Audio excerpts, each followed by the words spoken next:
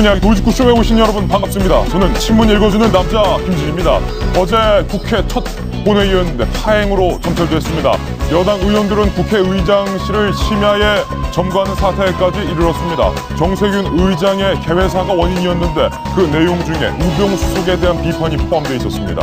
결국 우병우 수석 문제가 국회까지 이어지는 나비 효과인 셈입니다. 오늘자 조간신문 어떤 뉴스 보도하고 있는지 지금부터 저와 함께 하시죠. 먼저 동아일보입니다. 동아일보 장관 후보자, 어제 있었던 장관 후보자에 대한 기사 싣고 있습니다. 이런 말 묻고 있습니다. 청와대 민정수석실이 검증을 하기는 했나? 김재수 장관 후보자에 대한 내용인데요. 어머니의 차상위 계급 그리고 의료급여 수급자로 지정이 됐는데 김재수 후보자 본인은 각종 특혜로 점철된 삶을 살아온 것에 대해서 마땅한 해명이 없었습니다. 충분한 설명이 되지 못했습니다. 잠시 후 다뤄보겠습니다. 과연 장관으로 적합한 건지요? 다음 신문입니다. 이번에 한국일보입니다. 일면인데요. 아수라장 국회. 벌써부터 기사 제목 심상치가 않습니다. 사진도 한번 보시죠. 여당 의장실 심야 진입 충돌. 밤사이에 여당 국회의원들이 의장실을 심야에, 밤사이니까 심야죠, 진입을 했습니다. 정세균 의장의 사과를 요구했는데요. 과연 정세균 의장 그 발언에 대해 사과를 할지요? 다음 신문입니다. 이번엔 조선일보입니다. 다시 김재수 장관 후보자.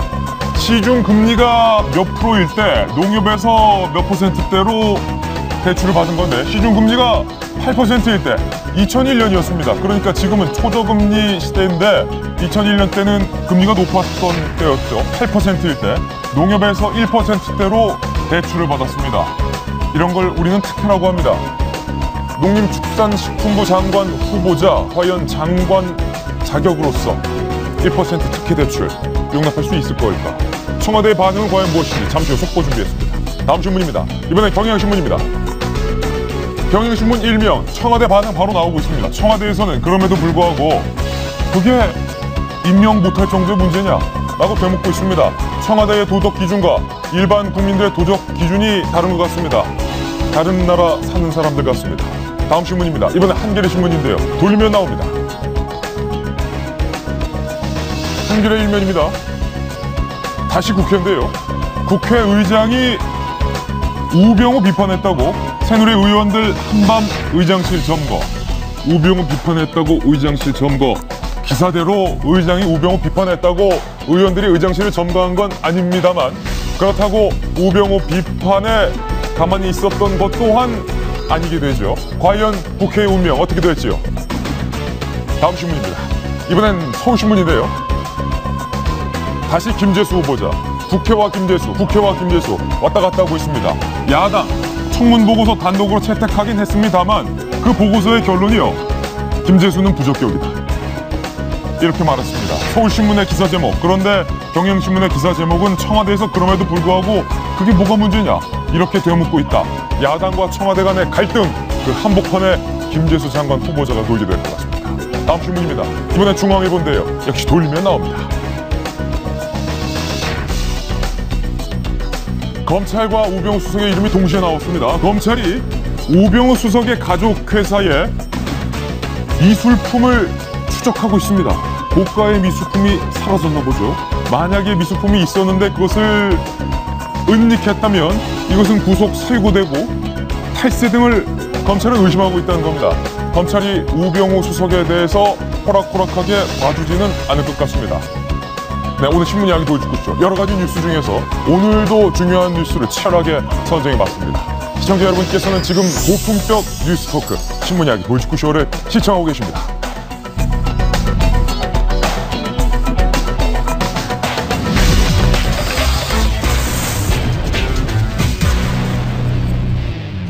새로운 국회의 첫날이었습니다. 그런데 파행이었습니다. 심야에 국회의장실로 국회의원들이 난입을 했습니다. 야당 의원들이 국회의장을 빠져나가는 것이 그간의 모습이었는데 이번엔 야의원이 아니라 여의원이었습니다. 여소야대의 단면이겠죠. 저희가 준비한 첫 번째 돌직구 신문을 따끈따끈하게 만나보시죠.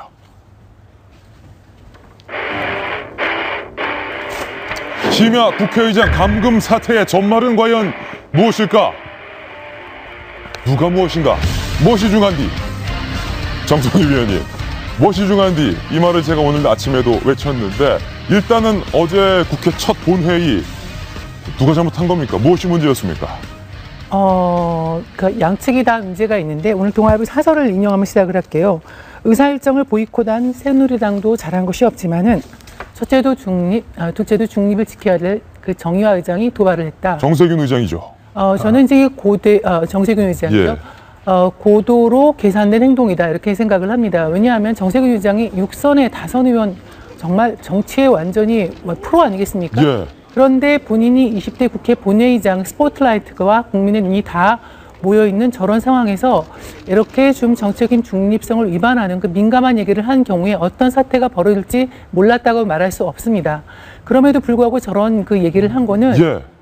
국회의장으로서의 본인의 어떤 존재감을 좀 확인하고 또 본인이 이렇게 그 본회의에서 이렇게 얘기를 해도 큰 문제는 없을 것이다. 왜냐하면 지금 이번 본회의가 추경 예산안을 통과시켜야 되는 자리인데 예. 추경에 대해서 여야 합의가 끝난 상황입니다. 그러니까 추경에 대해서 또 아쉬운 거는 여당이거든요. 이런 두루두루 모든 상황을 그 파악을 하고서 고도로 계산된 그 얘기를 했다. 그러니까 새누리당이 저런 의원들이 사퇴를 하고 저런 예. 행동을 보여도 나가지 않을까. 뭐 버틴 거죠. 보통 이제 예상하지 못한 행동이라면 좀 당황하지 않겠습니까? 네. 뭐 저렇게 새누리당 의원들이 한밤에 난입을 해도 뭐 오불간 꼼짝도 안 하는 것은 이미 예상된 행동이다. 그렇다면 정세균 의장께서 과연 첫 본회의 개회사로 그 중요한 역사적인 개회사로 더군다나 여소야대 국회의 개회사로 어떤 메시지를 던졌길래 새누리당 의원들이 발끈해서 국회의장을 빠져나가고 의장실을 점거했던 걸까요? 간밤의 상황을 박수희 기자가 취재했습니다. 의장실 진입을 막는 직원들과 새누리당 의원들 사이에 몸싸움이 벌어지고 고성이 오가는 등 험악한 분위기가 이어집니다. 잘못했으면 사과를 하고 사퇴를 해야지. 새누리당 의원 60여 명이 국회의장실을 점거해 사과를 요구했습니다. 정 의장이 이날 정기국회 개회사에서 사드 반대와 우병우 청와대 민정수석 사퇴 등 작심 발언을 이어갔기 때문. 그 당사자가 그 직을 유지한 채 검찰 수사를 받아야 하는 상황을 국민들은 어떻게 이해해야 합니까? 최근 사드 배치와 관련한 정부의 태도는 우리 주도의 북핵 대응이라는 측면에서 동의하기 어려운 부분이 있습니다. 새누리당은 정세균 의장 사퇴 촉구 결의문을 만장일치로 채택했습니다. 정치적 중립 의무를 저버리고 국회법을 정면으로 위반한 정세균 국회의장은 즉각 국회의장직에서 사퇴하라! 어렵사리 합의한 추경안 처리는 또다시 무산됐고 총리와 장관 등 국무위원들은 이 광경을 지켜봐야만 했습니다. 본회의 개최와 추경 처리 여부는 오늘 오전 10시를 전후에 발표될 정 의장의 입장에 달렸습니다. 채널A 뉴스 박수입니다.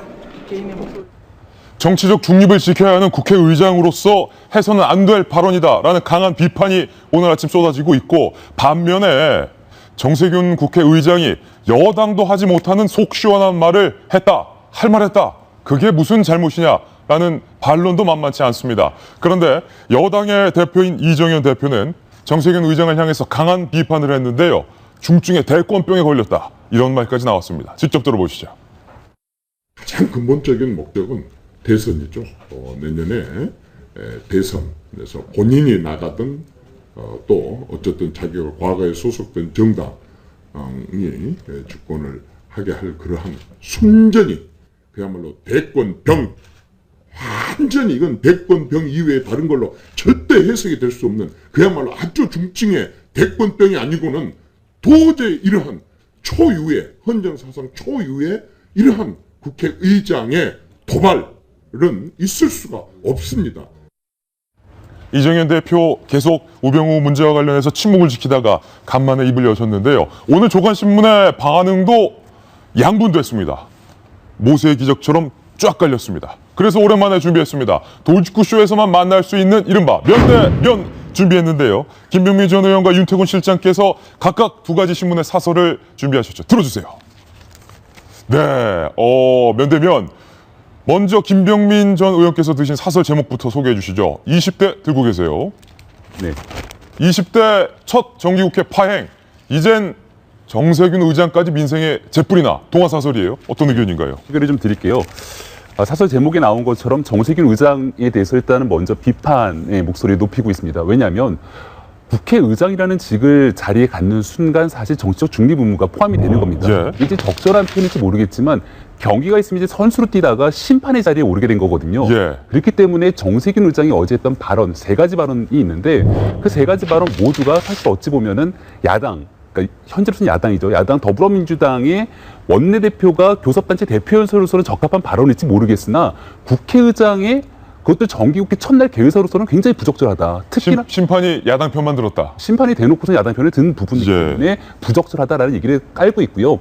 그리고 마지막에 이 모든 책임은 정세균 의장에게만 있다라고 보긴 좀 어려운 측면이 있다라고 정리를 하고 있습니다. 예. 왜냐하면 대한민국 국민들이 국회의원 300명 국회의원들이 원하는 거는 이제 그만 좀 싸우라는 것 아니겠습니까? 그렇기 때문에 과거에 동물국회, 식물국회를 넘어서 제대로 일하는 국회를 만들어달라고 했는데 이제는 동물국회와 식물국회를 더한 동물식물국회가 20대 국회에서 펼쳐지는 게 아니냐라는 우려감까지 표현하고 있거든요.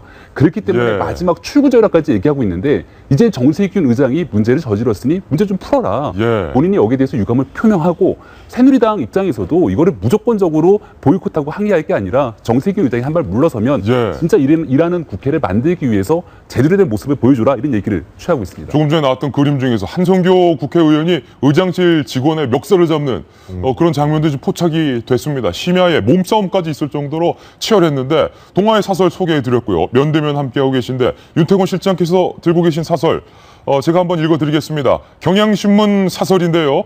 새누리당의 국회 보이콧은 집권당답지 않은 몽리다라는 제목인데 뭐 그런 겁니까? 의장이 할 말 했는데 새누리당 의원들 왜 나가냐?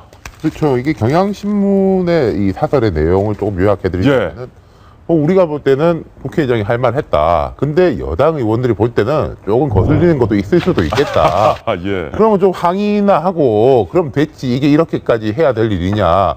요 며칠 보면은 조윤선 장관 후보자 이게 보이콧했죠. 예.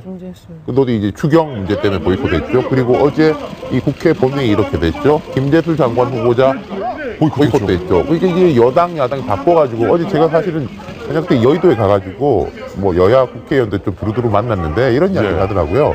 야당 연습하냐. 야당 연습하냐. 그러니까 야당 의원들이 여당을 놀리는 게 이제 그런 거죠. 지금까지 야당이 했던 그러니까 단골이었는데. 좀 비꼬는 식으로 해서 야당 연습하냐 그러는데 저도 이제 그런 생각이 들어요. 저는 경향신문 이 논조에 조금 공감하는 편인데 정 의장 말씀에 대해 가지고 여당 의원들이 좀 기분이 나쁘거나 울고 싶은데 뺨 맞은 식으로 될 수 있었다고 생각합니다. 그리고 그래서 이제 정진석 원내대표가 앞에서 보면 항의를 하는 모습이 있었어요. 그 정도면 된 게 아닌가. 예컨대 정의화 의장이 어제 뭘 직권상정을 한다든가 이런 행동을 한 게 없어요. 그러면은 거꾸로 돌아서 올라가자 보면은 정의화 의장 때, 정의화 의장은 야당에게 이제 좀 괜찮은 이제 평가를 받는 의장이었는데 마지막에 우리 기억하지 않습니까? 필리버스터 될 때 테러 방지법을 직권상정합니다. 직권상정하려면 천재지변이거나 국가의 위기, 비상사태가 돼야 되는데 테러 방지법이 안 되면은 비상사태가 올지도 모른다라는 이게 논리. 그게 사실은 여당과 청와대 압박이 있었죠. 그걸 했는데 야당 의원들이 유감 표명했지 뭘 어떻게 한 게 없지 않습니까? 그런데 어제 보면은 여당 의원들이 국회의장 해임 결의안, 그리고 윤리위 회부 이거는 제가 볼 때는 조금 오바에 훨씬 더 오버로 대응한 거라고밖에 해석하기가 어려워요. 그렇군요. 저는 어제 저걸 보면서 첫 번째 느꼈던 거는 정말 울고 싶은데 뺨 때려준 격이 아닌가라는 생각이 들었습니다. 보통 이제 정기국회, 특히 이제 국회가 계속 열리긴 합니다만 이제 정기국회 첫날이었지 않습니까? 근데 보통 이제 국회가 열리면 여든 야든 소위 말하는 기선 잡기 싸움을 하죠. 기싸움을 하죠. 근데 사실 이제 아까 윤 실장이 언급했던 것처럼 지금 뭐 누리과정 예산부터 해서 뭐 조윤선 장관 후보자 청문회까지 해서 계속 이제 야당 단독으로 주도권을 이어가고 있었던 상황. 여당으로서는 상당히 위기감을 느꼈을 겁니다.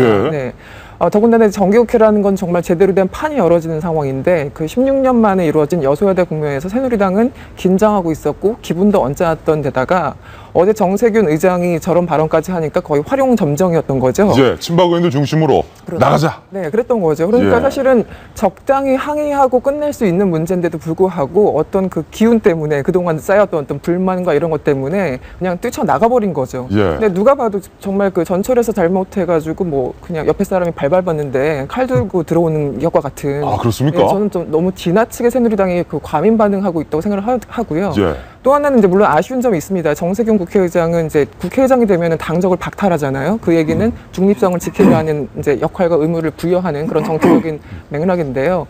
그럴 거면은 조금 더 우회적으로 표현했었으면 좋았을 걸 하는 아쉬움은 분명히 있습니다. 예. 근데 내용을 또 굳이 분석해 들어가면 공수처에 대해서 언급을 하셨잖아요. 그러니까 새누리당이 반대하는 공수처를 이제 국회의장이 중립의 의무를 지켜야 되는데 공수처를 논의해 주십사 얘기를 하니까 당연히 언짢을 수밖에 없죠. 하지만 전제가 있었죠. 국민의 의견을 전달하겠다라는 전제를 깔고 공수처 얘기를 했던 건데 실제 지난 7월 28일인가 한 여론조사에 따르면 네. 공수처에 찬성한다는 입장이 거의 70%에 육박하게 나왔습니다. 예. 여론조사에서. 공수처도 공수처고 우병우 얘기도 꺼냈잖아요. 네, 마찬가지였죠. 그러니까 우병우 그 수석에 대해서 지금 최소한 직무정지라도 하라는 거는 네. 새누리당 당내에서도 나오는 얘기 아니겠습니까? 그래서 내용 자체는 그렇게 민감한 건 아니었으나 어쨌든 국회의장이 그 얘기를 한 것 자체가 어떤 형식상의 문제를 제기하는 거는 이해는 가요. 네. 예, 그렇군요. 지금 이기진 전 의원님, 이숙현 칼럼니스트, 윤태곤 실장은 뭐 의장이 그 한마디 했다고 뛰쳐나간 여당이 좀 잘못이다라는 입장이신 것 같고 정성희 의원께서는 그렇다고 의장이 중립을 안 지키고 저러면 안 된다 이쪽이에요. 이 의원님께서는 어떠십니까? 일단 사태를 보면서 일 한심하고 예. 이 재밌다 그런 생각이 들어요. 현역 때 좀 뛰쳐나가셨습니까? 저는 뛰쳐나가려고만 했지 나간 적 별로 없습니다. 그치, 액션만 했다. 네, 예. 왜냐하면 또 그 품위도 지켜야 되니까. 그렇죠. 그런데 전 그렇게 생각했어요. 이걸 보면서 왜 어느 코미디언이 했던 말이 있잖아요. 여기서 이러시면 안 됩니다. 근데 사실은 국회의장이 거기서 그러시면 안 되거든요. 예. 국회라는 게 뭡니까? 삼권 분립의 세 축 중에 하나입니다. 잘 아시잖아요. 입법, 사법, 행정. 거기다 입법을 제일 먼저 하잖아요. 아주 중요한 데죠. 그럼 행정부 쪽과 뭐 사법부 쪽 이쪽에서 일어나는 일에 대해서 예. 이 정기국회 개회사 이 중요한데 왜 그 얘기를 건드려요? 나중에 뭐 기자회견을 할 때 개인 의견을 피력하든지 입법기관의 수장으로서의 개회사에서 이걸 얘기했다는 것은 다 얘기한 거지만 의도성이라고밖에 안 보여집니다. 왜? 대선을 좀 염두에 뒀다. 여당 후보, 그 대선 후보 잠룡들은 빼고 야당만 해도 뭐 무나무개, 뭐 아나무개, 무슨 소나무개, 기마무개, 뭐 쭉 다 나오는 자기에게는 안 나오거든. 그러니까 자기 존재감을 이 기회에 한번 드러내야 되겠다. 예. 이 말 하면은 여당이 볼 때까지 반발할 거 뻔히 알고 계산하고 한 거죠. 예.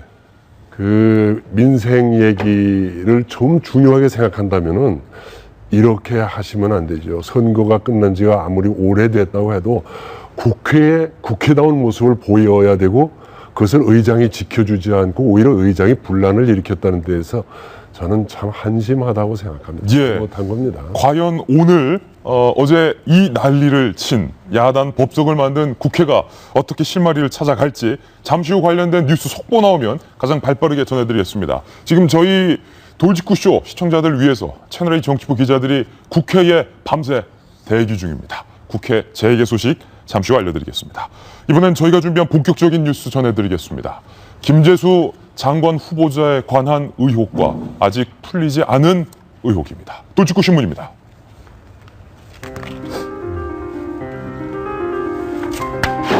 사이드 톱 기사로 저희가 준비했습니다. 이렇게 묻고 싶습니다. 민정수석실 제대로 검증한 것인가? 김재수 장관 후보자에 대한 청문회가 있었습니다. 어제 저희 돌직구쇼에서도 보도해드렸지만 김재수 장관 후보자는 법적으로 내 엄마가 아니라는 장관 후보자의 아들. 과연 이 문제 여러분들은 어떻게 생각하십니까? 황제 대출, 별나라 이자, 김재수 후보자의 모호한 해명에 대해서 어제 야당 국회의원들의 제대로 된 송곳 질문이 없었던 것 같습니다. 그래서 시청자 여러분들과 국민들을 대신해서 야당 국회의원들을 대신해서 저희 도울직구 청문위원들이 다시 한번 날카롭게 질의를 해보겠습니다. 먼저 첫 번째입니다. 93평 아파트 매우 넓죠. 그런데 시세보다 2억, 3억 낮은 전세값, 1억 9천 전세값으로 7년간 인상 없이 거주를 해왔는데, 그런데 김재수 장관 후보자 이 부분에 대해서 전혀 특혜가 아니다 이런 식으로 변명을 일관했는데 국민 상식선에서 납득할 수 있다라고 생각하십니까? 여기는 당시에 많이 또 미분양이 되었습니다. 그래서 한 7, 8년간 거의 전세값이 안 올랐습니다. 주변의 아파트도 거의 전세값은 고정 수준으로 된 것이 거의 한 7, 8년. 김재수 장관 후보자의 해명 지금 보신 것처럼 이와 같았습니다. 집주인 진상도 몰랐다. 그리고 인상 요청이었지만 사정을 설명했다. 당시 미분양이 많아 전세값이 쌌으며 조소를 전공한 아들의 작업 공간이 필요해 넓은 평수를 찾은 것이다. 그런데 많은 취재진들이 알아본 결과 네이버 부동산 어플리케이션으로 당시 이 집 시세를 알아본 결과 당시에도 그리고 7년 후에도 전세값 시세는 김재수 장관 후보자가 누렸던 것보다 훨씬 상회하는 값이었습니다. 이에 대한 충분한 설명이 없었던 것이죠. 두 번째 질문 이어집니다. CJ가 건립했던 88평의 빌라, 농, 축산, 식품부 장관 후보자로서의 자격을 묻는 겁니다. CJ가 건립한 88평 빌라에 대해서 분양가보다 2억 원 이상 싸게 구매했던 것, 그리고 매입금의 98% 거의 전액을 자기 돈 하나도 안 들이고 농협에서 대출 받았고 거기에 농협 대출 이자가 1%대였다. 그렇다면 당시 농협에게 입김을 넣을 수 있었던 후보자의 지위를 이용하여 특혜 대출 받은 것 아닙니까? 농협은행장 있으면 뭐라고 말 좀 해보십시오. 가상금리를 결정할 때는 이제 차주의 신용 등급이나 상한 능력, 그다음 그동안의 여신 거래 이력, 그다음 농협의 다른 거래 내용 뭐 이런 게 감안돼서 이제 하는데 특히 우리 후보자께서는 공업 공직자로 계시면서 또 저희 농협은행의 사업에 많은 그 권고를 해주시고 적극 협조를 해주신 부분도 많이 감안이 돼서 금리가 결정됐습니다. 30년간 그 위치를 해주셨고 예.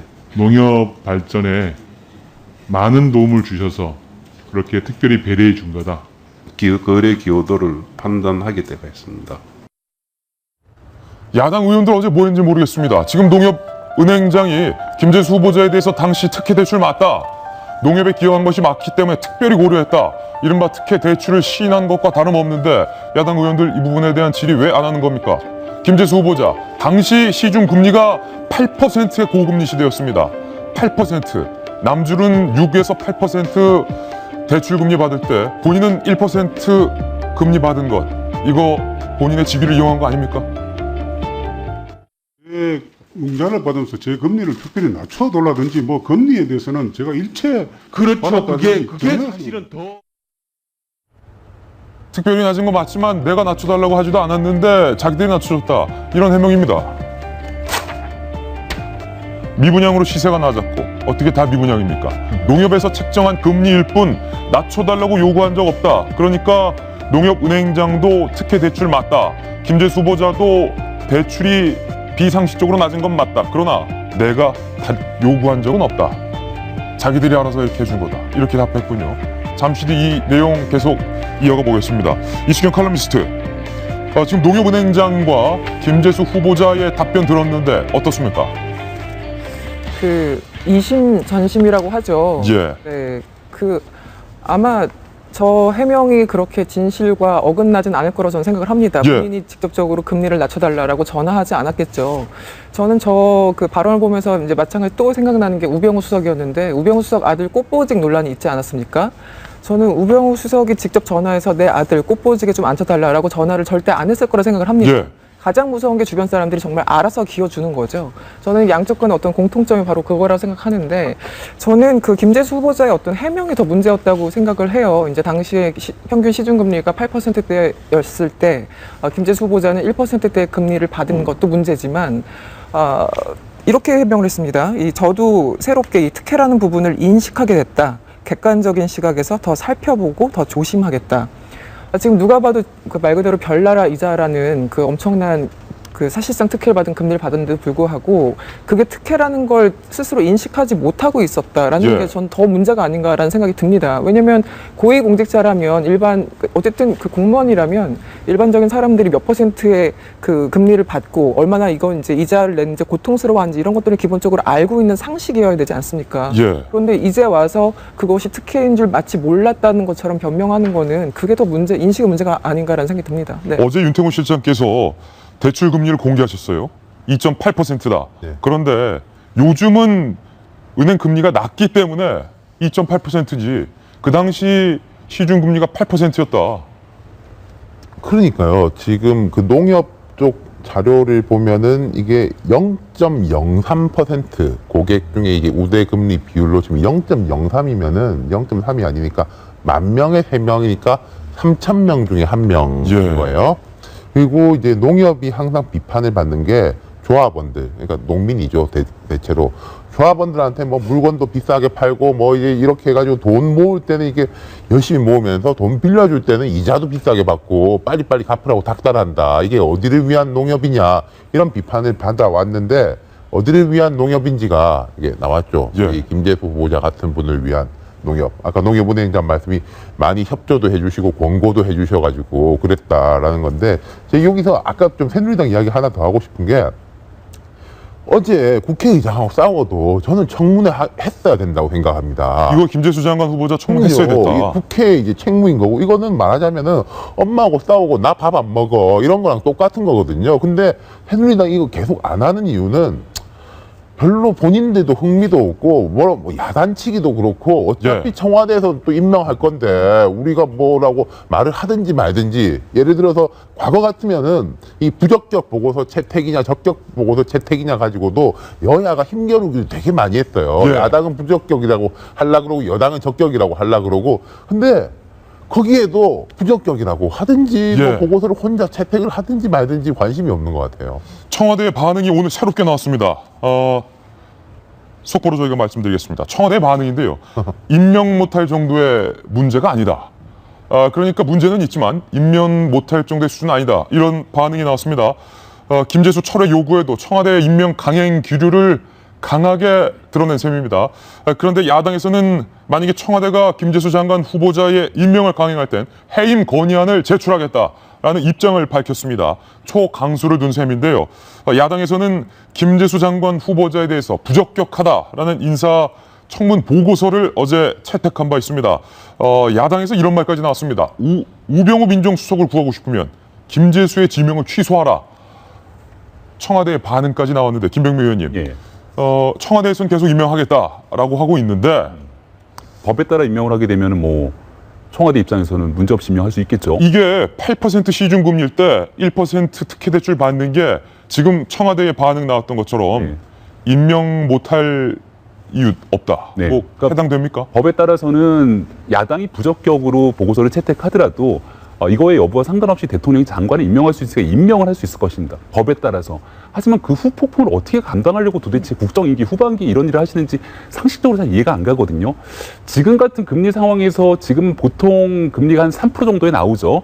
그렇다 하더라도 이 일반 청년들 입장에서는요, 마땅한 직업이 없게 되면은 금리가 아무리 싸더라도 집을 대출받는다라는, 대출받기 위해서 이 금리를 적용받는다는 거는 굉장히 그림의 떡과 같은 일일 수도 있는 겁니다. 그렇기 때문에 아무리 금리가 낮아도 제2금융권, 제3금융권에서 굉장히 비싼 금리를 쓰는 청년들도 굉장히 많거든요. 근데 당시에 금리가 한 8% 정도로 높았을 때 1점 몇 %를 별나라 금리를 받았다라는 거는 정말 상식적으로 좀 이해하기 힘든 부분들이 충분히 있지 않습니까? 근데 그럼에도 상식적으로 이해하기 어렵다라는 말이 참 죄송합니다만 저 같은 그냥 평범한 사람들에게는 너무 추상적으로 들립니다. 그게 상식적으로 이해하기 어렵다는 게 장관 후보자가 자신의 어떤 입김을 불어 넣었다라는 말씀이십니까? 아니면 장관 후보자는 전혀 몰랐는데 알아서 농협이 기었다는 겁니까? 농협 은행장이 대놓고 얘기를 하지 않았습니까? 이게 과연 몇 명에게나 해당되는 이 대출금리 적용이 되는 거냐라고 하니까 0.몇%에 해당될 수밖에 없는 일이라고 얘기를 하고 있죠.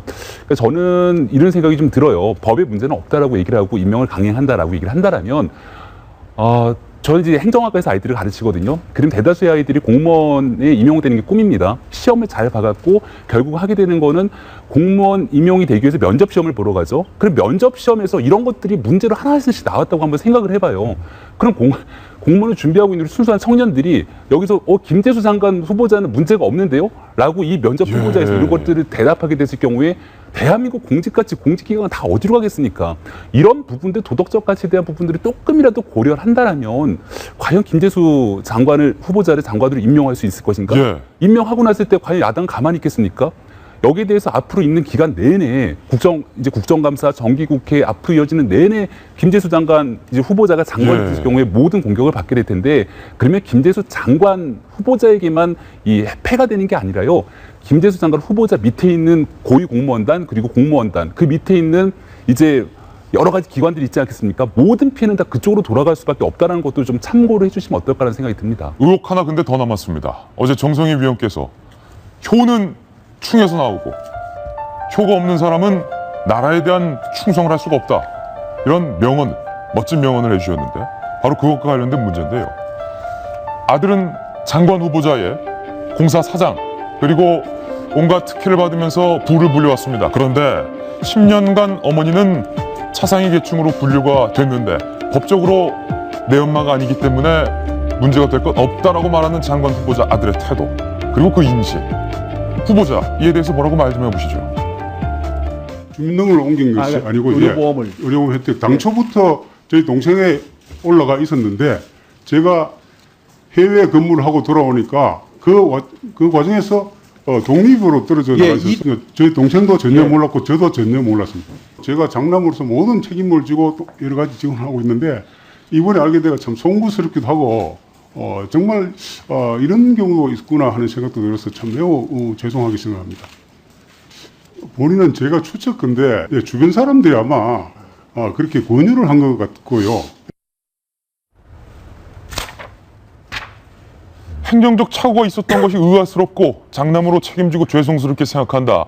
수시로 어머님 댁 모시러 가고 동생과 생활비 지원하겠다. 지원하겠답니다. 했다가 아니라 정확한 내용은 하겠다. 정성희 의원님. 어저께도 말씀드렸지만 이제 우리가 이걸 말씀하신 어저께 얘기를 한 다음에 이제 몇 분들이 의견을 주셨어요. 실제로 이제 차상위 계층이나 기초 수급을 받고 있는 분들이 이제 이게 문제면 그 본인의 직장 보험에서 어저께도 말씀드렸지만 본인이 이름 하나 더 올라간다고 더 들어가는 게 없는데 그 큰 문제가 있냐 그런 측면도 있다고 했는데 그게 아니랍니다. 의료보호나 차상위 계층이 되면은 본인 그다음 부담금 없이 마음대로 병원을 이용할 수 있어요. 그러면은 정부가 그걸 다 대줍니다. 그래서 저희 의료 쇼핑이나 병원 쇼핑 얘기도 나오고 약도 마음대로 탔어요. 그래가지고 심지어 팔기도 합니다. 그런 이제 부정수급으로 나간 사람들이 보니까 지난해 감사원 지적에서 복지재정 부당 지급 수익이 4,460원이고요. 더 심각한 문제는 매달 10,000원의 건강보험료를 내지 못해서 체납된 가구가 현재 100만 가구랍니다. 그렇게 100만 가구가 진짜 어려운 가구가 있는데. 10,000원이 없어서 건강보험료를 못 내가지고 체납하는 경우가 100만 원인데 10년이 넘는 기간 동안에 정부에서 공짜로 받았는데 잘 나가는 아들들이 몰랐다? 이제 정말 납득이 될 수 없고요. 그거 하나만으로도 저는 장관 자격이 없다고 말씀을 드렸고 오늘 사설도 그렇게 나갔고 야당 의원도 그렇게 주장을 하고 있는데요. 저는 이제 개인적으로 사회보장위원회 위원이라 그 복지의 부당 수급 문제에 이제 관심이 많은데 이렇게 세고 있던 것이죠. 이렇게 세고 있는데 어떻게 보면 도중에 숨겨진 집이 있는데 몰래 받았다.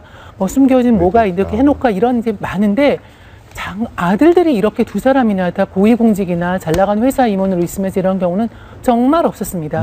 이거는 지금이라도요. 이 어머니께서는 그동안에 받았던 의료보험 그거 다 토해놔야 됩니다. 아들들이 네. 저렇게 잘 사는데 그게 바로 이제 복지 수급에 대해서 다시 하는 거죠. 그렇게 해야 될 뿐더러 아들도 당연히 자격이 없는 거죠. 만약에 청와대가 이거를 그대로 강행을 한다면 아마 그 후폭풍을 감당할 수 없을 겁니다. 우선 야당이 해임 건의안을 하면요. 지금 여소야대 전국에서 당연히 통과되는 거 아니겠습니까? 예. 그리고 영이 쓰겠습니까?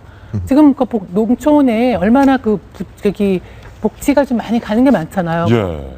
기름도 싸게 제공되고 뭐 쌀 식품도 있고 여러 가지 그런 거 부당 수급하는 농민들이 많은데 복지부 그 농식품부 장관은 그런 거 감시하는 자리 아니겠습니까?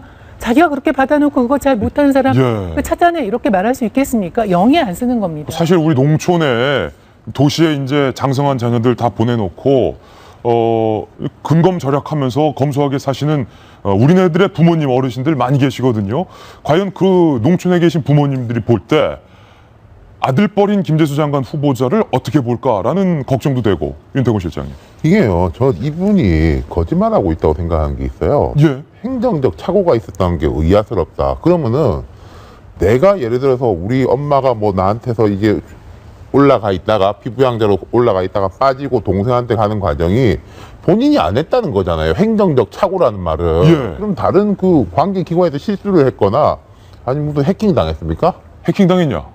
행정적 착오라는 건 그 말입니다. 내가 안 했다라는 뜻이에요. 이분이 내가 안 했다고 말하는데 저는 이건 명백한 위증이라고 저는 생각을 해요. 예. 그리고 이게 동생한테 간 게 이제 5월 달인데 동생한테 간 거는 5월 달에 인사 검증 들어간 것 같습니다. 사실은 그 장관 후보자로서 이게 제출을 하게 돼 있지 않습니까? 그때 이제 들여다 뭐 확인을 해가지고 이렇게 바로 잡았다라는 건데 모르겠습니다. 제가 이 어머니가 아들한테 말을 안 하고 했을 수는 있다고 생각해요. 예. 근데 그 과정이 그게 왜 행정적 착오예요? 그건 자기 집안에서 소통이 안 된 거지. 그게 이제 거짓말인 것이고 뭐 결국 이제 우병우 수석한테 일이 이게 돌아갈 수밖에 없게 되는 겁니다. 우 수석이 이거 제대로 검증했느냐? 이제 야당에서 두 가지 이야기를 하지 않습니까? 아니면 우병우 기준으로 하면은 웬만한 거는 문제도 아닌 거냐. 딱 그런 프레임에 계속 걸리는 거죠. 예, 이기진 전 의원님. 이 모든 의혹들이 결국엔 제대로 검증을 했느냐라는 의문점으로 이어지고 저도 가장 궁금한 게 그겁니다. 뭐 이분들을 내정한 건 그런 의미가 있겠죠. 조윤선 장관을 지냈던 분이니까 쉽게 통과할 거고 김재수 현직에 있었던 실무용으로 정권 말기에 괜찮을 것 같고 이렇게 했는데 이런 결과가 나오는데 이거 지금 김재수 후보자의 경우에 내정자의 경우에 거둬들이기 어려울 겁니다. 왜냐? 이것에 대해서 이렇게 질타가 있을 때 이것을 그대로 받아들이면 저런 정도가 문제가 되는데 우수석은 괜찮나 이렇게 되죠. 끈이 엮이죠. 그러니까 이건 임명할 겁니다. 제가 돗자리 안 가져온 날 얘기했지만 임명된다고 그랬잖아요. 오늘은 돗자리 안 가져오셨나요? 오늘도 못 가져왔는데. 그래서 임명될 거라는 생각을 갖고 있고요. 저는 이 김재수 후보자의 경우 임명되더라도 이런 문제입니다. 1%대의 낮은 금리로 그걸 특혜가 아니라고 할 수는 없겠죠. 내가 요구 안 했다 하더라도. 근데 알아서 해준 거죠. 저는 농협의 그 구조 조정을 할 때 사업 부분과 금융 부분을 나누는 그 분리 작업은 어마어마하게 힘들었습니다. 예. 강기갑 의원을 설득시켜가면서 그걸 했으니까. 그런데도 나중에 융자 얻는데 5%대인가로 주더라고. 하나도 안 깎아주더라고. 5% 융자 받으셨습니까? 그럴 거야. 아마. 예. 그때 돈이 필요해서 좀 받았었는데 갚느라고 죽을 뻔했어요. 하여튼. 그런데 그건 1%대를 가지고 그렇게 한 것이 아무렇지도 않게 생각된다면 이건 문제예요. 문제다. 또 하나, 예. 요 얘기만 하죠. 삼국지에는 충과 효를 함께 할 수 없다는 식으로 큰일 하는 사람이 뭐 가족의 문제를 갖고 그러느냐 이렇게 얘기해서 정당화했지만 나는 아직도 수신하고 제거한 다음에 치국 평천하 순서를 밟아야 된다는 것에 나는 아직도 확신을 가지고 있습니다. 예. 그 노모가 가정에 아픈 그 사연이 있는가 봐요. 예. 그럴수록 오히려 그 노모를 잘 모셨으면 야, 그 김재수 괜찮은 사람이다 이렇게 될 거 아니에요. 김재수 장관 괜찮더라. 괜찮다. 다른 주에 묻어줄 수 있다. 예. 이렇게 됐지 않겠는가. 그게 안타까워요. 예. 장관이 되더라도 어머니 잘 모셨으면 좋겠어요. 예. 차고니 뭐니 이런 얘기하지 말고 죽을 죄를 졌습니다. 잘 모시겠습니다가 낫지 않을까요? 죽을 죄를 졌습니다. 잘 모시겠습니다. 그러니까 그 이번에 그 청문회를 보면서 그 장관 후보자들이 준비된 답변 같은 게 늘 나와요. 저는 열심히 살아왔고 최선을 다해서 해왔고 올바르게 살아왔다고 자부하지만 국민 눈높이가 그 높아져서 좀 올바르게 그 좀 실망을 부분이 있다 이런 얘기를 하는데요.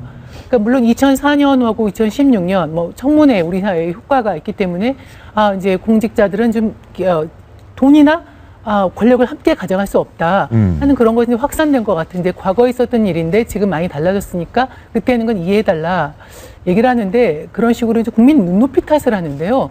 그건 저는 아니라고 생각합니다. 예. 사실 10년 전으로 시계 바늘을 돌려도 그것은 사실 아까 얘기했지만 8% 대 1%는 본인이 의심을 했어야죠. 저도 통장이 평생 하나밖에 없고요. 급여 통장을 한은행만 사용을 하고 집을 살 때 거기에 대해 상당한 대출을 받았는데 저런 금리 절대로 안 나왔습니다. 본인은 당연히 그 가계가 농업계에 영향을 미칠 수 있는 고위공직자 신분으로 저런 거를 받았다는 걸 알고 있었죠. 알고 있었는데 저런 식으로 대답하는 거는 굉장히 무책임하고 그렇게 이게 그 국민의 눈높이 탓을 한다면 본인의 공직의식은 뭔가 어떤 생각을 가지고 평소에 공직을 해왔나 이런 거를 묻지 않을 수가 없습니다. 예, 청와대에 묻겠습니다. 저희 돌직구 청문위원들의 결론은 장관으로서 부적격하다.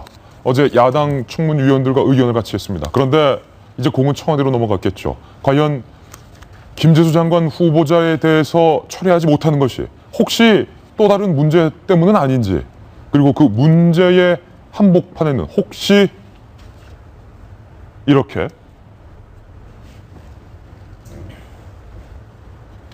우병우 수석과 관련된 의혹이 있어서 그런 건 아닌지 되묻고 싶습니다. 결국 김재수 청문회의 이유도 어제 있었던 국회 파행의 원인 중 한복판에도 우병우 수석의 이름이 거론됐다는 점을 청와대는 가슴 깊이 새겨주시길 부탁드리겠습니다. 이번엔 저희가 준비한 다음 코너입니다. 신문 속 사람들의 동향에 대해서 집중해보는 이른바 신사동 그 사람 준비했습니다. 네, 신사동 그 사람, 오늘도 3명의 그 사람 준비했는데 첫 번째 신사동을 만나보시죠. 저희 돌직구쇼에서 앞서 처음 다뤄드렸습니다. 칠선의 전 총리님, 이해찬 의원님 한마디에 세종시가 난리가 났더라. 퇴비 문제였다. 그런데 이해찬 총리 측의 반응도 나왔고, 그리고 근데 이해찬 의원의 민원 때문에 세종시청에서 과학적인 성분 분석까지 했다, 퇴비에. 이게 다 무슨 얘기입니까? 예, 얼마 전에 돌직구쇼에서 최초 보도를 거의 한 것 같은데 혹시 못 보신 분들도 계신 것 같으니까 다시 한번 재탕으로 설명을 조금 드리면요. 이해찬 총리께서, 전 총리께서 세종시 지역 국회의원인 건 다 아실 거고 거기에 전원주택이 있습니다. 그래서 전원주택이 있다 보니까 인근에는 당연히 굉장히 전원적인 풍경이 펼쳐져야 정상이고 그런 냄새들도 나는 거 자연한 거 아니겠습니까? 퇴비 냄새들이. 근데 그 퇴비 냄새가 맡기 싫으셨나 봐요. 그래서 이 퇴비 냄새에 대해서 이게 역하니까 시에다가 강력하게 민원을 제기했는데 별 조치가 없었다고 합니다. 그러니까 바로 행정부시장에게 전화를 했다라는 거예요. 행정부시장이 바로 현장에 출동해서 이게 무슨 일이냐. 여기에 대해서 이 퇴비가 진짜 제대로 된 것인지에 대한 성분 분석까지 시에서 했다고 하니 굉장히 과학적이죠. 성분 분석. 기가 찬 일이고요. 두 번째로 그거로 끝난 게 아니라 결국은 이 퇴비가 인근 지역에 사는 농민이 뿌린 건데 그것들을 전량 수거해갖고 다시 다른 데 뿌리게까지 만들었다니까 이보다 더한 갑질이 어디 있겠냐라는 국민적 공문들이 지금 나오고 있는 상황인 것 같고요. 한마디만 좀 더 드리면 지금 이해찬 전 총리님은 무소속으로 계십니다. 그래서 얼마 전까지만 하더라도 더불어민주당 전당대회 이후로 이 친문 체제가 구축이 됐기 때문에 이 지도부가 나를 모시러 올 때까지 내가 가만히 있을 거다라고 얘기했는데 이 상황에서 지금 친문 지도부가 이해찬 전 총리님 다시 복당하십시오라고 모시러 가기가 참 어려운 상황이 되지 않았는가라는 생각도 듭니다. 만약에 그냥 일반 평범한 민원이 전화했다면 부시장이 이렇게 달려와서 직원들 데리고 성분 분석까지 했을까 싶은데 그래도 이해찬 전 총리 측이 억울할 수도 있기 때문에 이 전 총리 측의 입장도 같이 보도해드리겠습니다.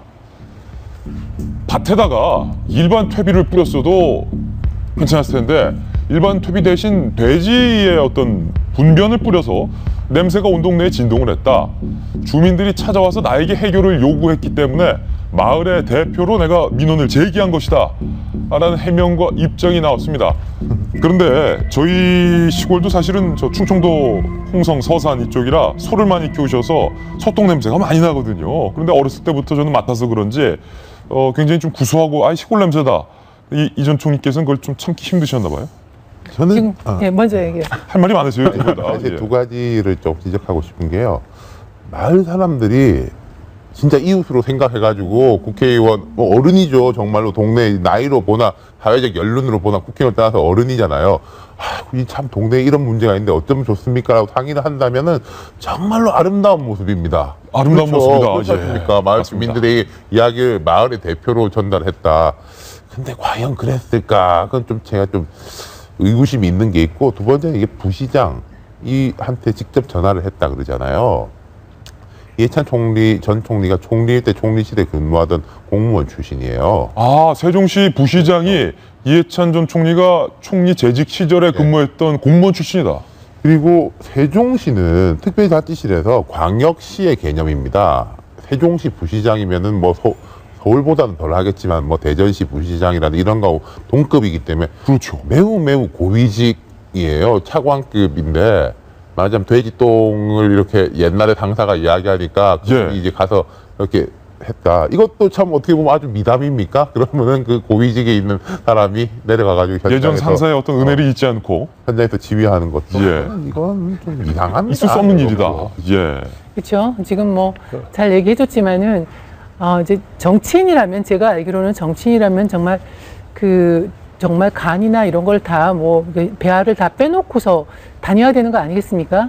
근데 이제 그런 민원이 왔다 하더라도 모른 척 하거나 알아보겠다 하고 사실 전화도 안 하고 이러는 것이 이제 보통 정치인의 할 텐데, 역시 이제 보통 정치인하고 이해찬 의원은 좀 다르다. 그렇습니까? 네, 저런 어떤 본인의 저런 민원을 해결하는 데 있어서도 물론 주민들이 또 요청을 했다고 했지만 화끈하게 자기 성품이 드러나는 그런 거 볼 때 저분은 현장형의 정치인은 좀 아닌 것 같다, 그런 생각이 듭니다.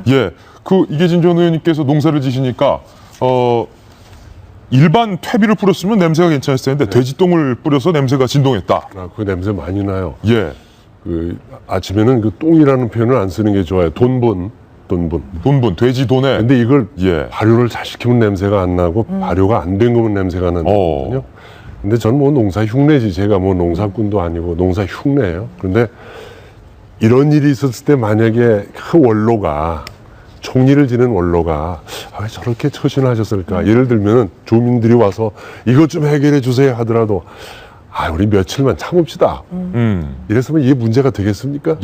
그리고 며칠만 참으면 그분들을 계속 돈분 뿌려놓고 계속 두는 게 아니라 2, 3일 후에 갈아엎어요. 갈아엎으면 땅속에 들어가면 냄새 안 납니다. 2, 3일 뒤에는 그냥 갈아엎습니까? 그냥 겉에다 두고, 이거는 영양분이 안 되니까. 밑거름이기 때문에 겉으로 드러나게 하는 거름이 아니에요. 겉으로 드러나는 윗거름은 비료예요. 이 퇴비는 밑거름. 그래서 겉에 뿌려놓고는 뒤집어서 안으로 들어가게 해야 돼요. 역시 농사를 지셨기 때문에. 그래서 며칠만 참읍시다 했으면 참 훌륭했을 텐데 이 참 구설수에 올랐군요. 결국 이 전 총리께서는 2, 3일을 못 참으시는 거군요. 2, 3일을 못 참으셨다는 생각이에요. 네. 그게 1년 내내 그렇게 두진 않을 거잖아요. 그렇죠. 농사를 지으셨기 때문에 이 전 의원께서 정확히 하시는 겁니다. 신사동 그 사람 함께하고 있습니다. 두 번째 신사동 그 사람입니다. 성폭행 혐의를 받고 있는 엄태웅 씨가 경찰 조사를 받았습니다.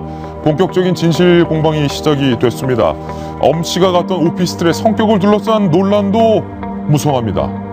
무엇이 진실일까요? 성시훈 기자입니다. 6시간의 조사 끝에 굳은 표정으로 경찰서 밖을 나온 배우 엄태웅 씨. 기자들의 질문에 끝내 답변을 거부한 채 귀갓길에 올랐습니다. 없을 관계 아닌가요? 성관계가 없었나요? 경찰은 조사에서 실제 성관계가 있었는지, 이 과정에서 강제성이 있었는지를 집중 추궁한 것으로 알려졌습니다. 앞서 엄 씨는 경기도 성남시에 있는 마사지 업소에서 30대 여종업원을 성폭행한 혐의로 고소당했습니다. 이 여성은 유흥주점 7곳에서 3천여만 원의 선불금을 받아 잠적한 혐의로 수감된 지 3일 만에 엄 씨를 고소했습니다. 경찰 조사를 통해서 모든 것을 성실하게 소명하겠습니다. 그 오피스에 간 건 사실인가요? 그것도 조사를 통해서 소명하겠습니다. 경찰은 사기죄로 복역 중인 고소 여성을 조사한 뒤 현장 조사를 마친 상황입니다. 사건 현장은 유사 성행위를 하는 불법 마사지 업소와 건전 마사지 업소가 뒤섞인 오피스텔촌. 사건이 발생한 마사지 업소가 어디인지 소문만 무성합니다. 아마 거예요. 여기 오피가 몇 개 있는데 아마 그쪽 업소로 가. 네네. 그러면 좋은 부분이 아니잖아요. 경찰은 공식 결과 발표 전까지 비공개로 수사를 진행하겠다는 방침입니다. 채널A 뉴스 성시훈입니다. 이코노미스트, 지금 신고자 여성과 신고하신 분과 또 엄태웅 씨의 진술이 정말 엇갈리고 있어서 경찰이 다시 한번 엄태웅 씨를 소환 조사해서 좀 물어봐야겠다라는 입장인 것 같은데 궁금한 게 많습니다. 엄태웅 씨가 오피스텔에 마사지를 받으러 가긴 한 건지 첫 번째, 그렇다면 그 오피스텔 업소가 이른바 성행위까지 하는 그런 불법 업소인지 건전하게 마사지만 하는 업소인지 성격도 궁금하고 밝힐 게 너무 많아요. 그렇죠. 밝힐 게 너무 많죠. 그러니까 첫 번째 지금 말씀하신 것처럼 일단 어제 이제 기자가 질문을 하잖아요. 직접 오피스텔에 가셨냐. 이제 조사에 성실히 임하겠다 해서 직접적인 답변은 거부를 했죠. 마찬가지로 이제 두 번째 문제는 이것이 소위 말하는 유사 성행위를 하는 불법 마사지 업소인지 아니면은 우리가 그냥 일반적으로 얘기하는 건전한 마사지 업소인지 거기에 대해서도 성격 규명이 필요할 것 같고요. 두 번째는 이제 그런 겁니다. 이제 또 약간 별개 문제지만 이 고소한 여성에 대해서 우리가 저번에 한번 이제 얘기 다룰 적에도 좀 여러 가지 의심을 품을 만한 대목이 많다라고 말씀을 드렸잖아요. 왜냐하면 이 사건이 발생했다고 이 여성이 주장하는 시기는 지난 1월이었습니다. 그런데 한 6, 7개월 지난 다음에 7월 중순에 와서 이 해당 여성이 성폭행을 당했다고 이제 고소를 한 거죠. 그래서 왜 6개월이나 지난 다음에 했는지 그 시점에 대해서도 좀 궁금하고 그리고 구속된 지 3일 후에 이 고소장을 접수했다는 거 아니겠습니까? 그래서 이 여러 가지 시기, 뒤늦게 그 고소한 것, 그리고 본인이 구속된 지 3일 만에 또 고소한 것, 여기에 대해서 조금 진실규명이 필요한 건데요. 바로 그 때문에 이제 경찰에서 다시 한번 소환 조사가 필요하다, 그렇게 판단을 하고 있는 것 같습니다. 그러네요. 경찰이 밝힐 게 상당히 많습니다. 왜 이 여성이 뒤늦게 이렇게 신고를 한 건지, 그 이유는 무엇인지, 수감된 상황에서. 혹시 무고의 여지는 없는 것인지 그것도 밝혀내야겠죠. 최근에 그 연예인들에 대해서 이제 무고로 그러니까 허위 고소를 하는 여성들이 참 많이 있었잖아요. 안타깝게. 그래서 엄태웅 씨도 같은 그런 맥락인 건지 아니면은 전혀 다른 실제 범죄가 있었는지는 좀 더 조사를 해봐야 될 것 같습니다. 과연 엄태웅 씨에 둘러싼 진실은 무엇인지 경찰이 조속히 밝혀주기를 촉구합니다. 신사동 그 사람 함께하고 있습니다. 이번엔 세 번째 그 사람입니다.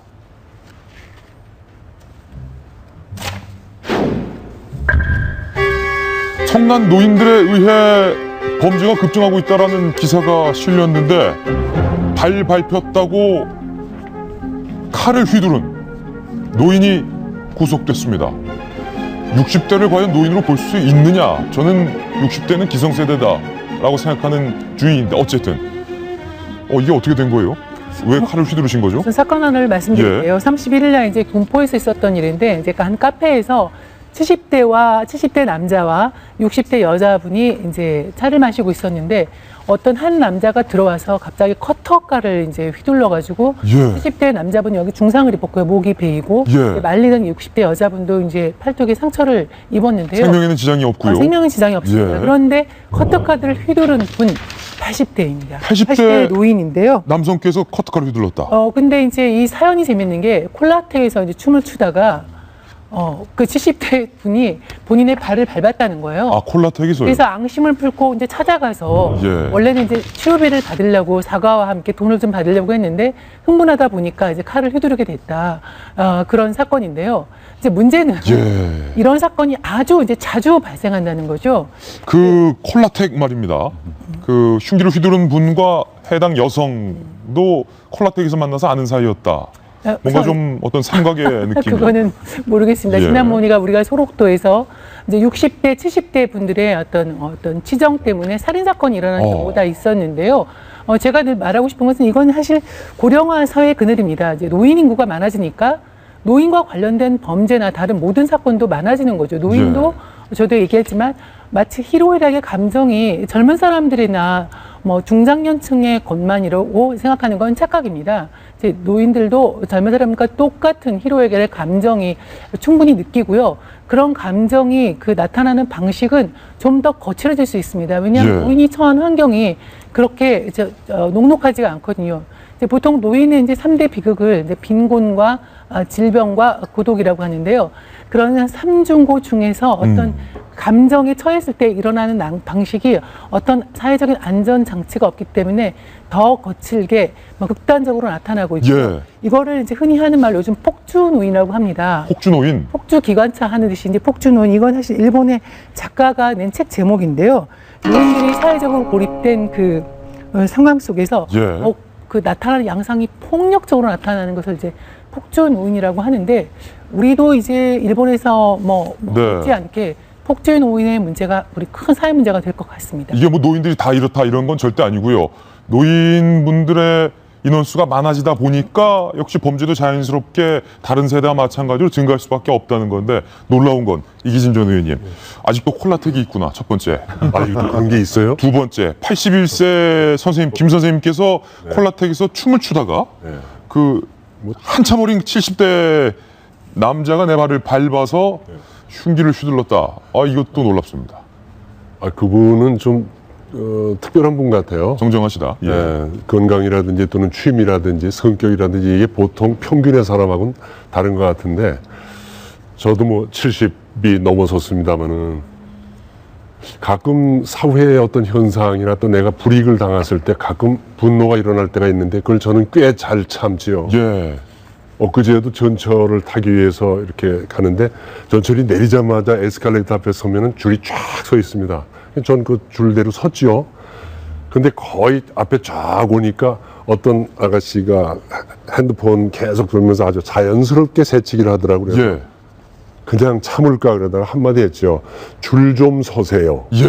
그 말 한마디 딱 해서 주변 사람들 다 쳐다보더라고요.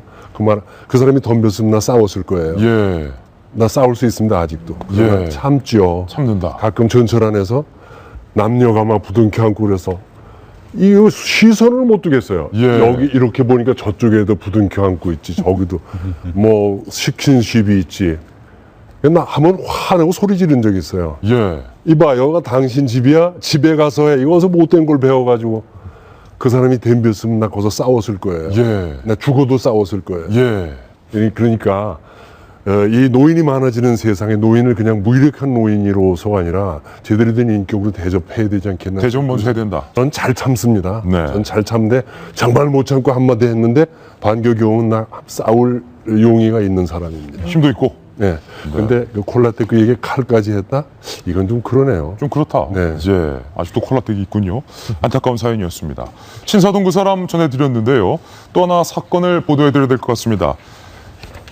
통영 앞바다에서 오래된 차량이 건져졌습니다.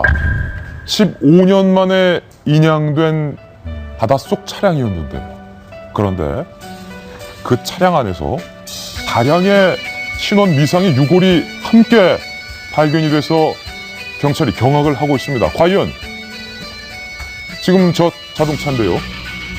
형태를 알아보기 힘들 정도로 대우자동차 프린스 차량으로 추정이 됐는데 심각하게 부식 정도가 저렇게 심한 상태입니다. 15년 동안 통영 바다 깊은 곳에서 잠들어 있었기 때문에 철과 쇠, 프린스 자동차는 다 부식이 저렇게 될 수밖에 없었고, 해초와 다리비, 어패류들도 다닥다닥 붙어 있는데, 문제는 지금 경찰이 심각하게 차량 안을 들여다보고 있는데, 저 부식된 차량 안에서 다량의 유골들이 발견이 됐다는 겁니다. 이 경악스러운 사건, 과연 실체는 무엇일까요? 김병민 의원님 전해주시죠.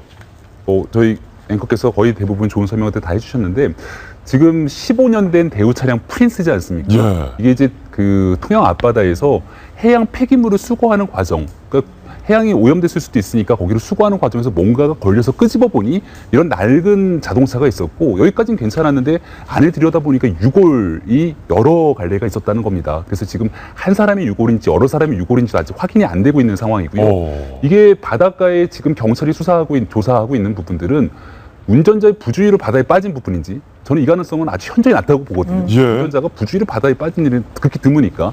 근데 두 번째로 뭔가 사고에서 빠진 건지 아니면 우리가 영화에서 흔히 보는 것처럼 왜 그런 거 있지 않습니까? 누군가를 타살하거나 했을 때 묶어놓고서는 아예 바다에 빠뜨리거나 하는 그런 경우들이 생기게 되는데 예. 이런 가능성까지를 보고서 수사를 하고 있는 것 같고요. 근데 저는 이 사건이 15년 전인 사건이라면 제 법률 전문가는 아니지만 공소시효가 지난 사건이 아닐까라는 생각이 들어서 여기서 만약 범인을 찾거나 아니면 이 시신의 신원을 확인하고 난 뒤에서라도 이 부분을 너무 늦게 발견한 게 아닌가라는 생각이 좀 들어갔고 안타까운 측면이 좀 있는 게 아닌가 생각됩니다. 통영해경 관계자가 이렇게 말을 했습니다. 수용차 안에서 신분증 등도 나왔다고 해요.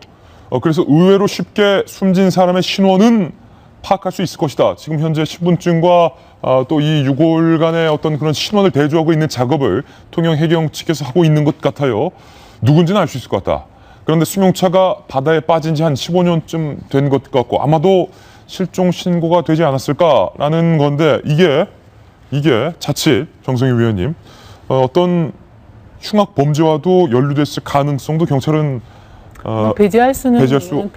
예. 없지만 현재 이제 신원을 알 수 있는 이제 신분증이 나왔으니까 사실 이런 경우는 저는 우리나라 지금 현재 수사 기술상 금방 밝혀질 거라고 봅니다. 왜냐하면 우선 신분증이 나왔으니까 이제 신원 확인을 할 수 있고요. 두 번째로 이제 유골이 나왔으니까 DNA 조사가 가능하지 않겠습니까?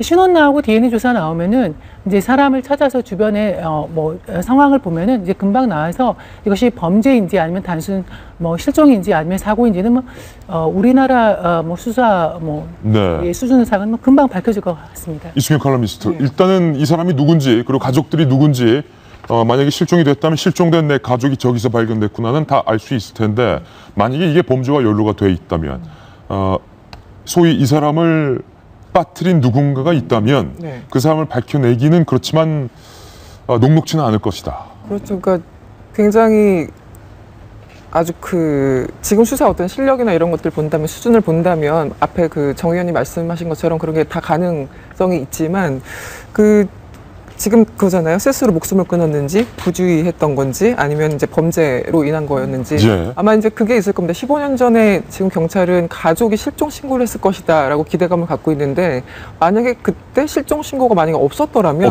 이게 또 일이 또 복잡해지는 거고요. 또 물속에 있었기 때문에 이게 제대로 된 검사 가능할 것인지 저는 전문가가 아니기 때문에 잘은 모르지만 글쎄요 생각만큼 그렇게 쉬울까 저는 잘은 모르겠습니다. 이 해경 측의 통영해경 측의 조사 결과를 좀 계속 지켜봐야 될 것 같습니다. 사건 사고 신사동 그 사람 전해드렸습니다. 이번엔 저희가 준비한 본격적인 정치권 소식 살펴보시죠. 돌직구 신문입니다. 보폭 빨라진 야권 잠룡들. 그런데 여권 잠룡들의 소식은 아직은 없습니다. 문재인 독주의 소위 제동을 걸려 하는 세력들이 안팎에서 형성이 되고 있습니다. 이른바 대권의 시계는 돌아가고 있다. 빨라진 대선 출사표, 문재인 대세론에 바빠진 여권 잠룡들. 일단은 크게 라운드 밖에서 싸우고 있는, 라운드 위에 오른 사람들은 문재인 전 대표와 안철수 전 대표, 두 야권의 건물들끼리 붙은 형상입니다. 특히 더불어민주당이 이른바 친문 체제를 안정화했기 때문에 이제 더불어민주당에서는 문재인 대권 후보 선출은 별 어려운 일이 아니다라는 기대감이 많아지고 있어서 더욱더 주변의 움직임이 빨라졌는데요. 먼저 문재인 전 대표 측의 움직임부터 하나 살펴보겠습니다. 그러니까 더불어민주당 내에서 벌어지고 있는 일들인데요.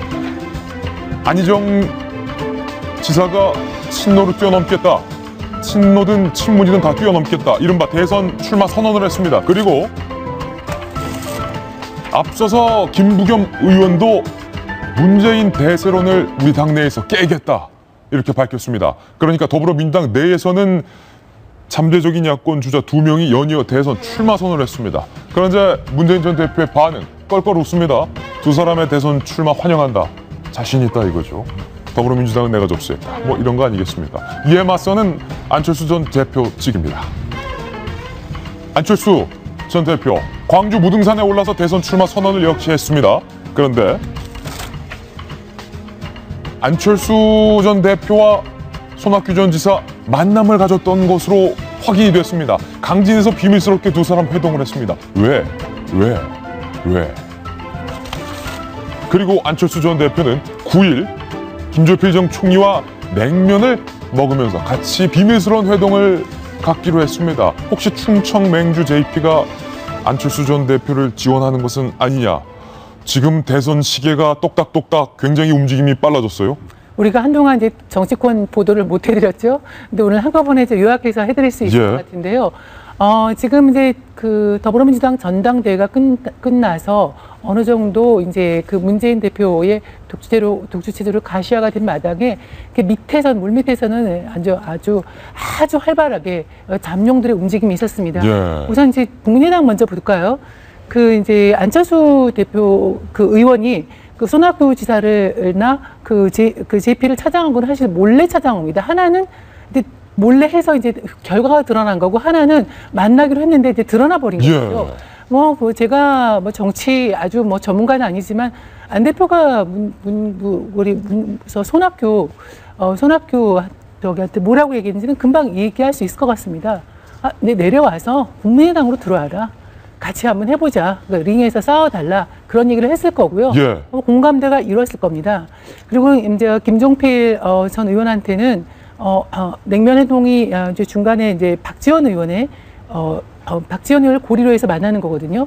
역시 충성원의 도움을 이제 요구하는 그런 자리가 될 것 같고요. 네. 이 그림이요, 만약에 윤태호 실장님, 요 안철수 전 대표 측의 진영, 지금 링 위에 두 사람이 일단 맞붙고 있으니까 이쪽 진영을 살펴보면 만만치가 않아요. 나는 하산 중이다. 몇 개월째 하산 중인지는 모르겠습니다만, 손학규 전 대표가 안철수 전 대표와 대선이라는 자리를 놓고 두 사람이 선의의 경쟁을 한다면 관심은 다 이쪽으로 쏠릴 거고, 더군다나 그 뒤에 충청맹주 JP까지 지원을 한다면 아무리 문재인 전 대표라도 이거 호락호락하지 않을 것 같아요. 그러니까 저도 저는 이제 손학규 전 대표가 당장에 국민의당에 들어갈까 싶긴 한데, 요 며칠 날 보면 이분들이 자주 만나요. 박지원 원내대표. 이게 뭐가 잘 되니까 자주 만난다. 박지원 대표도 손학규 전 지사랑 만나지 않았습니까? 뭐 뒤에 이제 기사가 나온 게, 만약에 밥 먹었는데 별로 이제 분위기가 안 좋았으면은 누가 이거 흘렸냐, 서로 의심하고 뭐 안 하기로 했는데 왜 이러냐, 뭐 다음부터 안 만난다. 옛날에 누구들 만나면 그런 일이 꼭 있었지 않습니까? 우리 만났다는 얘기 누가 한 거냐. 그런 식이 있었을 건데, 재밌는 기사가 맥주도 한 잔 마셨다. 안 대표가 술 안 먹잖아요. 그래서 근데 이제 손 대표가 한 잔만 하시자 이렇게 권유를 해가지고 한 잔 딱 했다. 그런 것까지 이렇게 나온 걸 보면 분위기가 좋았던 거는 같습니다. 그러니까 이제 손 전 대표 입장에서 자기 이제 몸값을 키우려면은 당장 국민의당은 안 들어가더라도 바깥에 있어서 이제 민주당이 자극하는 게 좋을 거다 생각을 했을 것이고, 더불어민주당 쪽을 보면은 여러 명이 활발하게 움직이는데, 저는 안희정 지사한테 주목을 하는 게요. 예를 들어서 박원순, 김부겸 이런 사람들은 내 지지층을 모아놓고 그 다음에 이렇게 쭉 판을 키운 다음에 문재인 대표하고 한번 붙어보겠다, 이런 계획을 세우는 게 맞는데, 안희정 지사는 처음부터 문 대표하고 붙을 수밖에 없는 겁니다. 지지층이 겹치기 때문에. 그러니까 딴 사람들은 스테이지 1, 스테이지 2 이렇게 가는데, 안희정 전 지사 같은 경우 스테이지 1에서부터 처음부터 끝판왕이다. 처음부터 이제 문재인 대표하고 붙을 수밖에 없게 되니까 그게 이제 좀 흥미로운 대목이죠. 정면 충돌이죠. 김현미 전 의원님, 이런 얘기도 있어요. 손학규 전 대표가 당장에 국민의당으로 입당하기가 사실상 정치공학적으로 어려우니까 국민의당 내에서 요즘 들리는 얘기인데, 이거 공식적으로 확인 안 해주는데, 예를 들어서 우리가 꼭 국민의당이라는 이 껍데기를 유지할 필요가 없다, 이런 얘기가 들려요. 그러니까 저 중원에서 손학규 전 대표가 뭔가를 형성하고 있고, 국민의당이라는 껍데기를 박차고 나와서 이 두 사람이 합쳐지는 어떤 그런 거국적인 그림. 거의 재창당 시나리오를 얘기하는 거죠. 저는 정확히 그 가능성이 제일 높다고 보는 게요. 그렇습니까? 과거에 안철수 전 대표가요, 본인 정당이 없었어요. 본인 하나만 가지고 정통 야당이라고 했을 때 민주당이랑 같이 합쳐갖고 새정치 민주연합을 만듭니다. 그게 공동대표의 지분으로 들어가죠. 근데 만약 민주당 입장에서 야, 안철수 들어와, 우리 쪽에 들어와서 한번 해보자라고 하면 안철수 전 대표가 들어가겠습니까? 죽어도 안 들어가죠. 죽어도 안 들어갔죠. 그렇기 때문에 그와 똑같은 방식으로 손학규 전 상임고문을 대상으로 새 판을 짤 수 있는 여지가 충분히 있다. 안철수 전 대표가 그래 봤기 때문에 손 전 대표의 처지와 심정을 잘 아는군요. 근데 그러기 위해서는 지금 갑자기 모시고 있을 수가 없거든요. 그러니까 손학규 전 상임고문이 나름대로의 새를 형성하고 뭔가의 비전을 보이면서 뜰 때까지 기다리는 겁니다. 그리고 나서 나중에 결국은 정치적 M&A를 할 거다. 근데 M&A 인수합병이라는 거는 누구 주도의 인수합병이 될지는 지금 아무도 모르거든요. 예. 하지만 어느 정도 서로 간에 호감이 있기 때문에 계속 간을 보는 거예요. 그리고 나서 인수합병을 했을 경우에 이게 훨씬 더 커지고 시너지 효과가 나는 거는 분명해 보이기 때문에 시점이 문제지 결국은 그 방향으로 가는 건 거의 확실해 보인다. 저는 이렇게 보입니다. 이숙형 칼럼니스트, 지금 두 사람이 링 위에 올라서 전초전 대결 펼치고 있는데 뭐 누가 유리합니까? 글쎄요, 며칠 전에 전당대회가 더불어민주당에 있었잖아요. 그래서 소위 말하는 친문 세력들이 다 싹쓸이를 했다. 그래서 한쪽에서는 친박 진영이, 한쪽에서는 친문 진영이 완전히 양극화 시대가 된 거죠. 제일 야당이.